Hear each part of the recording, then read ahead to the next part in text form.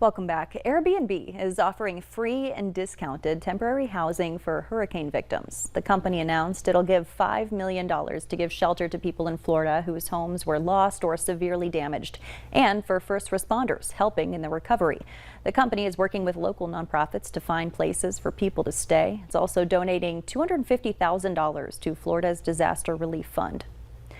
Some news now on the job front. Analysts say tight employment will likely increase wages and boost inflation. Today, the Bureau of Labor Statistics reported there were 10.1 million job openings last month. That's down more than a million available positions compared to July, and it's the lowest it's been since June of 2021.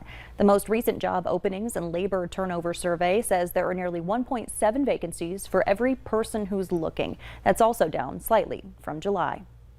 If you're one of approximately 19 million people who asked the IRS for another 6 months to file their taxes last year, that deadline is fast approaching. The tax extension deadline for filing your return is October 17th. Experts recommend filing as soon as possible in order to avoid last-minute pitfalls. They also recommend sending your return electronically, since the IRS has struggled with processing paper returns since the pandemic. Stay with us. Hutch returns with one more look at your Tuesday evening weather planner when we come back.